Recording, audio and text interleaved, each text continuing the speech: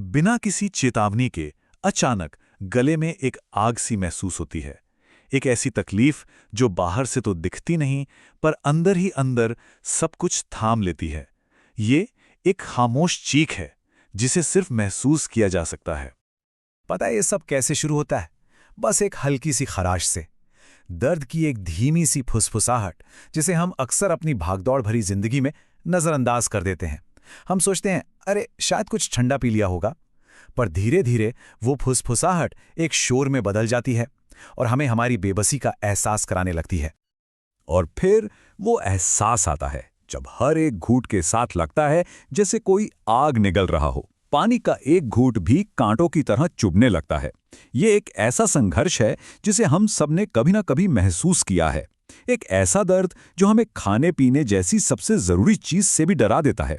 चाय का वो गर्म कप जो कभी सुकून देता था, अब एक चुनौती सा लगता है। और आवाज, वो आवाज जो हमारी पहचान है, दुनिया से जुड़ने का हमारा जरिया, अचानक बैठ जाती है। ऐसा लगता है जैसे हमारी आवाज उसी दर्द में कहीं फंस कर रह गई है। अपनी बात न कह पाने की ये बेबसी हमें दुनिया से कटा हुआ महसूस कराती है और हम अकेलेपन और लाचारी के एहसास से घिर जाते हैं। और मन में ना बस एक ही सवाल घूमता रहता है, क्या ये सिर्फ एक मामूली सी सर्दी है या कुछ और? ये चिंता हमें और भी परेशान कर देती है। तो चलिए इसी उलझन को सुलझाने और मन को शांत करने के लिए मिलकर जवाब ढूंढते हैं। तो सुकून की तरफ जो पहला कदम है वो है समझना, क्योंकि सही समझ ही सही देखभाल का रास्ता दिखाती है। देखिए, गले का दर्द दो मुख्य वजहों से होता है, एक वायरल इन्फेक्शन या फिर बैक्टीरियल इन्फेक्शन। और इन दोनों का फर्क जानना बहुत बहुत जरूरी है, क्योंकि दोनों का इलाज बिल्कुल अलग होता है। इस फर्क को समझना आसान है अगर हम लक्षणों पर थोड़ा ध्यान दें। वायरल इन्फेक्शन, जो ज़्यादातर सर्दी जुकाम के साथ होता है, वो अक्सर धीरे धीरे शुरू होता है। इसके साथ खांसी और बहती नाक भी हो सकती है और बुखार भी हल्का ही रहता है। लेकिन बैक्टीरियल इन्फेक्शन जैसे कि स्ट्रेप थ्रोट, वो अचानक और तेजी से हमला करता है। इसमें खांसी तो नहीं होती, पर तेज बुखार और टॉन्सिल पर सफ़ेद धब्बे दिखना बहुत आम है। और यही फर्क जानना सबसे ज़रूरी है, क्योंकि एंटीबायोटिक्स सिर्फ बैक्टीरिया पर असर करती हैं, वायरस पर नहीं। तो अब जब हम वजह की ओर एक कदम बढ़ा चुके हैं, तो चलिए आराम की बात करते हैं। हमारी अपनी रसोई में हमारी दादी नानी के खजाने से कुछ ऐसे सुनहरे और कोमल उपाय छिपे हैं जो पीढ़ियों से हमें राहत देते आ रहे हैं। ये सिर्फ नुस्खे नहीं, बल्कि प्रकृति का दिया हुआ एक प्यार भरा तोहफा है। इसमें सबसे पहला नाम आता है हल्दी दूध का, जिसे हम प्यार से गोल्डन मिल्क भी कहते हैं। इसे बनाना बहुत ही आसान है। बस दूध को हल्का गर्म करें, उसमें 1 चम्मच हल्दी, 1 चुटकी काली मिर्च और मिठास के लिए थोड़ा शहद मिला लें। हल्दी में करक्यूमिन नाम का एक जादुई तत्व होता है जो सूजन को कम करता है, और काली मिर्च शरीर को उसे सोखने में मदद करती है। ये सिर्फ एक ड्रिंक नहीं है, ये एक एहसास है, आराम का, देखभाल का। हल्दी दूध के अलावा और भी बहुत कुछ है, जैसे गर्म पानी में नमक डालकर गरारे करना। ये सूजन को कम करने और कीटाणुओं को साफ करने का सबसे सरल और असरदार तरीका है। शहद और अदरक की चाय। शहद गले पर एक सुरक्षा कवच सा बना देता है, और अदरक अपनी एंटी इन्फ्लेमेटरी शक्ति से दर्द को शांत करता है। भांप लेना बंद नाक और गले को नमी देकर बहुत आराम पहुंचाता है। और सबसे जरूरी, शरीर को हाइड्रेटेड रखना। गर्म पानी, सूप और हर्बल चाय पीते रहें। ये शरीर से टॉक्सिन्स को बाहर निकालने और बलगम को पतला करने में मदद करता है, जिससे गले को बहुत सुकून मिलता है। एक पल के लिए रुककर सोचिए, ये जो पारंपरिक नुस्खे हैं ना, ये सिर्फ इलाज नहीं है, ये खुद को समय देने, अपने शरीर की सुनने और उसे प्यार से ठीक करने का एक तरीका है।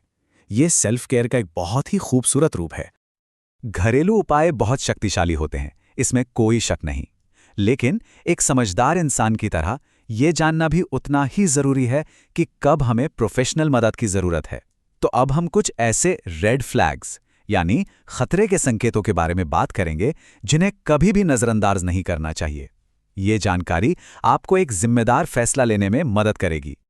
अगर बुखार 102 डिग्री फ़ारेनहाइट से ऊपर है और कम नहीं हो रहा, तो ये एक साफ संकेत है कि शरीर किसी गंभीर इन्फेक्शन से लड़ रहा है।